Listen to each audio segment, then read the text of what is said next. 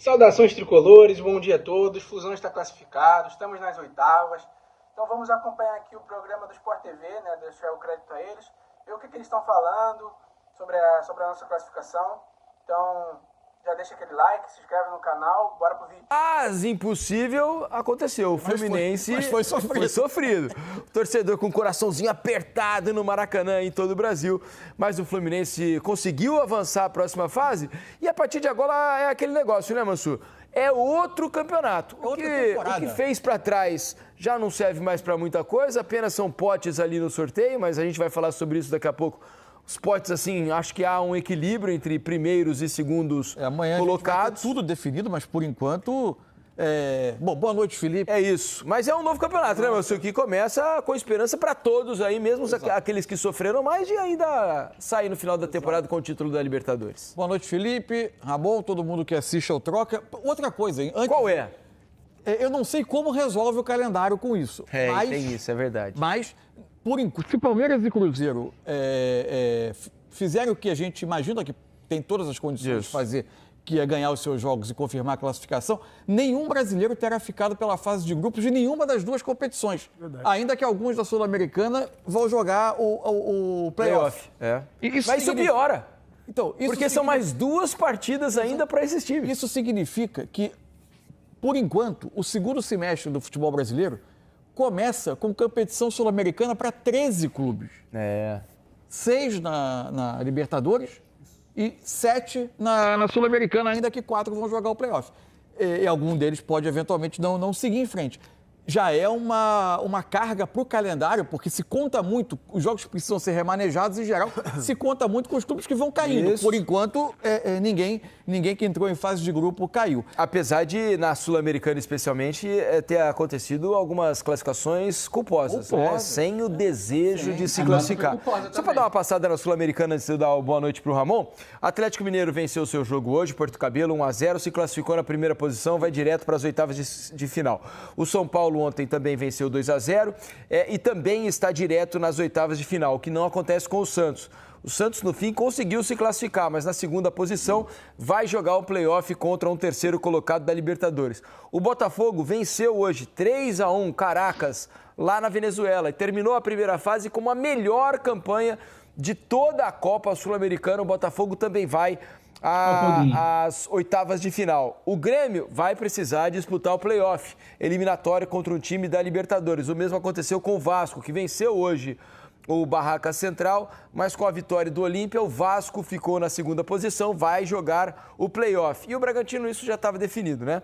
Se conseguisse a vitória e a classificação, seria obrigatoriamente como segundo colocado, porque o River já tinha se garantido como primeiro. Então o Bragantino também vai disputar uma fase eliminatória, uma repescagem para chegar às oitavas de final. Certo? Ufa! É gente pra caramba, 13 é gente times pra caramba. Vamos começar a falar sobre esse Fluminense aí que fez um jogo razoavelmente bom, né, Ramon? Conseguiu a vitória, que era o mais importante, contou com a ajuda do Rivadavia e se classificou para voltar a sonhar com o Libertadores, pensando que tem uma longa paralisação pela frente e um reforço já garantido. Hulk jogará as oitavas de final pelo Fluminense. Tudo bem, Ramon? Tudo bem, Diniz? Boa noite. Ótimo, boa noite. Boa noite para quem está com a gente em casa acompanhando o Troca, né? Os deuses do futebol acabaram maltratando muitos coraçõezinhos que estavam no Maracanã e os que não estavam hoje dos tricolores, né? É aquela coisa, o Fluminense faz gol, o Rivadavia faz gol, o Bolívar empata, o Fluminense dá uma esfriada, depois volta de novo a dar aquela efervescida, o gol é anulado do Rivadavia. O Fluminense faz um belíssimo gol, terceiro gol do Canóbio. A coisa já começa a melhorar. O Rivadavia, depois que o jogo já acaba, faz os seus gols e acaba vencendo, né? É isso, né? O Zubeldia bancou, né? Foi muito corajoso em bancar que classificaria, conseguiu a classificação. E é isso que vocês falaram. É o novo campeonato, é o novo ano depois da Copa do Mundo, com o Hulk chegando e com o Martinelli. A diferença que esse jogador fez no jogo hoje foi absurda. É por aí. Olha, você quer participar com a gente? Hashtag Troca de Passes, tá bom? Vão lá no X, no Twitter, hashtag Troca de Passes, mandem as suas mensagens pra gente, tá legal? Já temos aqui no nosso telão os números do jogo da vitória do Fluminense 3-1 sobre o Laguaira, ó. A posse de bola até que foi mais ou menos dividida, né? 56% pro Fluminense, 44% pro Laguaira. 7-10. O Laguaira finalizou incrivelmente mais do que o Fluminense, 10-7. Finalizações no gol, 3-3. Passes certos, 451 do Fluminense, 350 do Laguaira. 2-1 em escanteios, 19-16 em desarmes. Ô, Massu, o Fluminense faz um gol cedo, né? O que era para mudar o clima do Maracanã, mas toma empate logo em seguida. Aí já dá uma baixada no ambiente. Mas depois consegue o seu segundo gol e encaminha uma vitória. Mas pelo menos para mim, assim, foi mais difícil do que eu imaginava.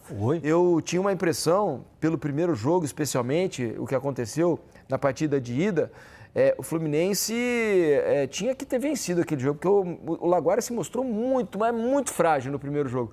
Hoje pareceu uma equipe bem melhor, né, do que eu tive impressão lá atrás. Mas eu acho que tem algumas coisas que se juntam aí.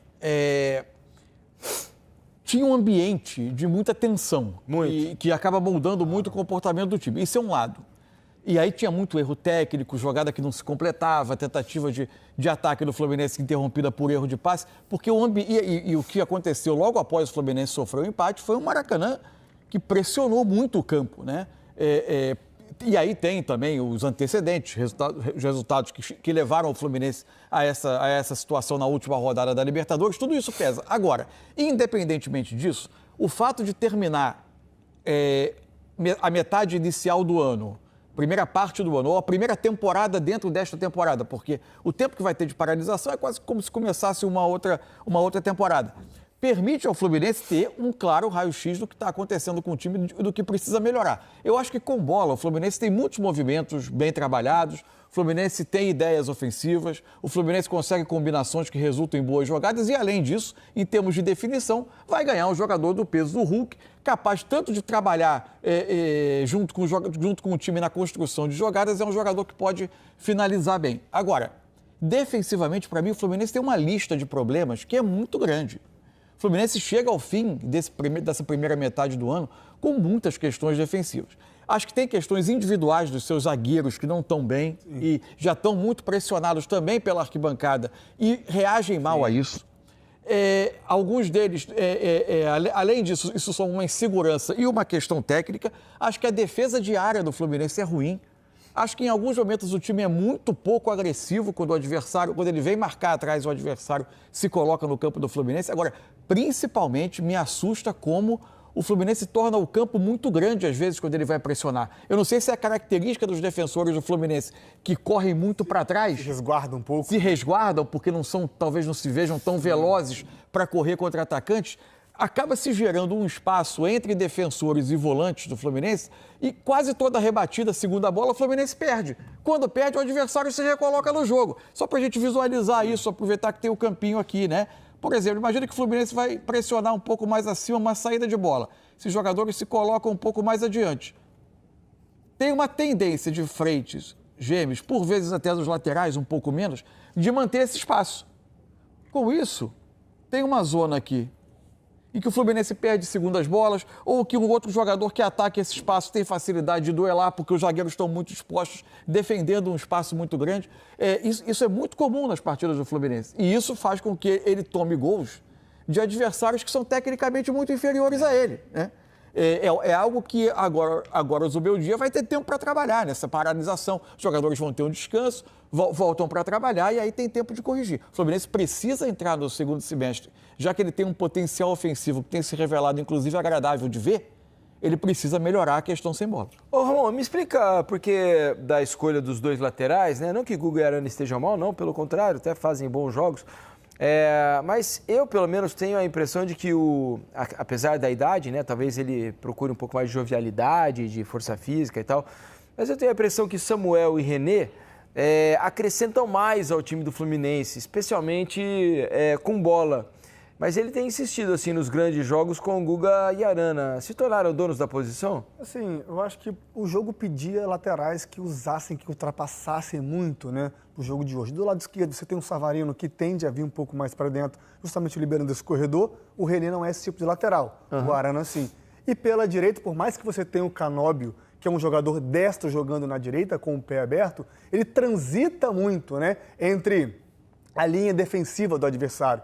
ele vai fazendo diagonais entre zagueiro e lateral, entre zagueiro e zagueiro. Ele cruza o campo, faz diagonal entre zagueiro e lateral do lado oposto. E isso abre um corredor para o Guga. Além de, ofensivamente, o Guga também contribuiu bastante. Ser um cara mais físico hoje que o Samuel Xavier. Eu acho que o jogo pedia isso, no entanto que o jogo se passou mais no meio-campo e campo de ataque do Fluminense. O Fluminense não foi tanto atacado assim, mas se passou mais entre meio e campo do Laguária. Eu acho que a escolha para hoje e para o que pediu o jogo, o Zubeldia acertou entre o Arana e o Guga pelos lados. Agora faz diferença ter o Martinelli de volta, né? Primeiro jogo dele, depois da lesão, iniciou como titular, que para mim foi uma surpresa. Imaginava talvez o Martinelli no banco, né? Para entrar aos poucos no time e tudo mais, recuperar o ritmo. Claro, foi substituído no segundo tempo, algo que também acho que era previsível, mas fez um bom jogo. A capacidade dele de organização, de preenchimento de espaços, é algo que chama a atenção e o Fluminense melhora sensivelmente quando ele está em campo, né, Mansur? Agora, tomara que ele não tenha tido, que esteja tudo ok com ele. A informação passada na transmissão de que aparentemente eram câimbras apenas isso. E não uma lesão. Mas o que me chamou a atenção, tem um lance que a bola corre para a linha lateral e que ele parece ir na bola, parece que ele dá uma travada na corrida e a partir dali ele fica um tempo, e a transmissão até informa, fazendo sinal de substituição e a substituição demora a acontecer, demora a se mobilizar ali o banco, até que o auxiliar avisa ao Zubeldia e acontece a troca, né? Mas é porque, assim, é preciso ter cuidado. Já estava 3-1 o jogo ali, né? É importante, porque é um jogador... Menos mal que só falta um jogo para terminar a temporada, entre aspas, né? Porque depois tem um longo tempo para tratar, recuperar, fazer um fortalecimento e voltar melhor. Dependendo do esforço físico dele, né? É um jogador que acelerou por mérito da fisioterapia, do departamento médico do Fluminense e, consequentemente, do atleta, que se empenhou bastante para voltar para jogar esse jogo. Ele jogou esse jogo, segura ele para o final de semana. Segura ele, joga Nonato, joga Bernal, joga Hércules e deixa ele para usá-lo depois da parada. Só para trazer um dado aqui da questão do Martinelli. Martinelli é um jogador importantíssimo em diversos setores, em diversas fases do jogo. Ele é um jogador que sai a bola quando a bola está no tiro de meta, porque ele toca para o zagueiro e anda para frente, se apresentando, dando linha de passe. É um jogador que ele inicia a evolução e participa no último terço. Ele deu 71 passes no jogo hoje. 35 desses 71 foi no seu próprio campo. Ele acertou todos. Todos. 100% de aproveitamento. E os outros 36 passes que ele deu no campo adversário, ele acertou 31. Ou seja, 86% de aproveitamento no campo adversário e 100% no seu campo. Isso dá muita dinâmica, dá muita qualidade e deixa o Lúcio Acosta mais livre para ficar próximo do gol, numa zona onde ele possa pegar a bola e realmente ser decisivo, com dribles, com tabelas, com lançamentos, com inversões. Então, assim, a importância do Martinelli, para aqueles que ainda não acreditavam que o Martinelli é muito importante e faz muita falta para esse time, eu acabei de mostrar em dados e vocês viram no jogo. Hoje o John Kennedy é quem teve dificuldade, né? Ele não conseguiu produzir, aliás, é um ano bom do John Kennedy, eu acho que é um ano de recuperação, um ano de afirmação do John Kennedy, apesar da contratação, né, de um jogador de peso, uma contratação cara para os padrões do futebol brasileiro. Hoje o John Kennedy não conseguiu render o que vinha fazendo. Dois últimos jogos, né? Mirassol também, é verdade. E esse jogo hoje ele abaixo, ficou né? abaixo. Olha, ele ficou 89 minutos em campo, né? Saiu no finalzinho, foram 2 finalizações, nenhuma delas acertou o alvo, né? 16 passes certos, 2 errados, 36 ações com a bola, o que é pouco para a quantidade de ações que o Fluminense tem no campo ofensivo. Ter o seu centroavante... Você pega na bola 36 vezes... Ele não conseguiu entrar muito no jogo. Abaixo do natural para ele, né? Tecnicamente não teve tão bem assim, né? Algumas perdas de bola, algumas ações que ele não conseguiu concluir. E assim, ficava uma sensação de que ele podia ser aquele jogador que não era fácil acomodar, mas que, crescendo como ele vinha crescendo ao longo da temporada, desse um sinal de que ia lutar por um lugar para não perder a vaga para o Hulk, para jogar com ele. Né?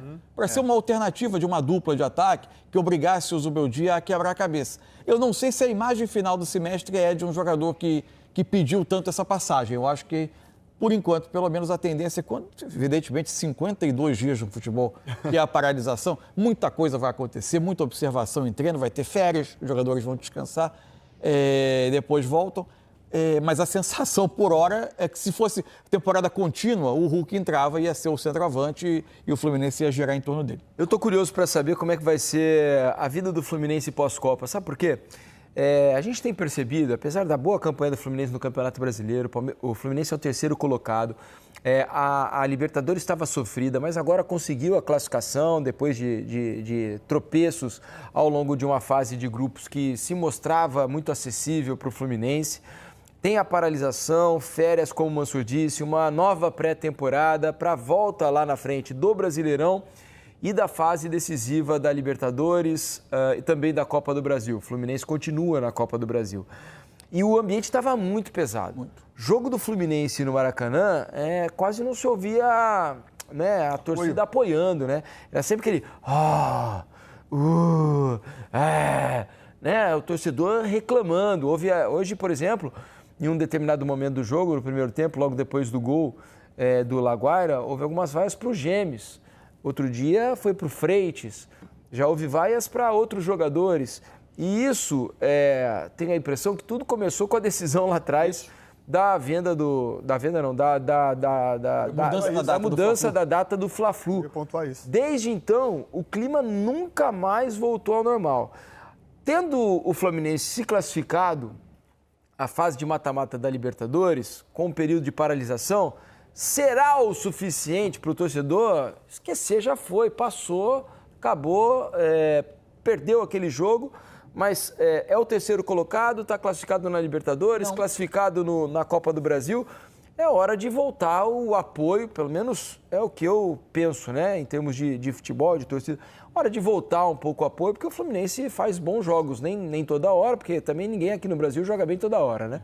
Mas, na média, o Fluminense faz bons jogos, né, Mansur? Eu acho que em relação à arquibancada, a comissão técnica atual do Fluminense ela vai viver a situação daquele treinador que termina o ano sem tantos créditos, a diretoria decide pela manutenção e ele inicia o ano seguinte carregando uma mochila de peso, de carga, que ele traz do ano anterior e ele, a qualquer resultado ruim, isso é resgatado por uma cobrança forte em cima dele. Eu acho que é isso que vai acontecer. Eu não acho que o Fluminense deva trocar de treinador. Eu acho que o Fluminense tem questões muito interessantes com bola. Acho que o Fluminense faz um campeonato brasileiro que é absolutamente compatível com o que é o nível de investimento, ou até superior até do que é o investimento. Se ele não tivesse perdido para o Mirassol, ele era o vice-líder a 5 pontos do Palmeiras. Né? A 5 pontos do líder do campeonato. Hoje ele está a 8. Mas ele é o terceiro time do campeonato e em desempenho durante esse primeiro semestre ele foi um dos melhores times mesmo do país durante um bom tempo. Então agora o Fluminense tem questões sem bola que vão precisar ser resolvidas. Acho que o Fluminense pode jogar ainda melhor e pode ser mais sólido, mais consistente. Agora, em relação à imagem que se criou com a arquibancada, eu acho que há uma ferida aberta desde aquela questão e que está respingando. Em parte foi na diretoria, mas a comissão técnica começou a pagar também, porque o campo começou a pagar pela crise que se abriu naquela decisão. E acho que a comissão técnica o tempo vai amansar um pouco as coisas, mas se o desempenho na volta não for bom, isso vai ser resgatado e a cobrança vai ser forte de novo, embora eu não acho que seja justa uma campanha por troca de treinador, não. Classificação, estamos nas oitavas, agora é outro campeonato. Temos mais 2 meses de preparação, né, até o campeonato, só volta em agosto. Então o meu dia vai ter muito tempo, vamos ter a volta do Hulk, né, a estreia do Hulk. Podemos ter novas contratações, o Fluminense está precisando de zagueiros. Então daqui a 2 meses tudo pode mudar, o Fluminense pode voltar a se reencontrar, né, o meu dia vai ter muito tempo para trabalhar, vai ter muito tempo de descanso para os jogadores. Espero que a gente volte melhor para o segundo semestre e que a gente consiga conquistar essa Libertadores em busca desse bicampeonato. Até o próximo vídeo.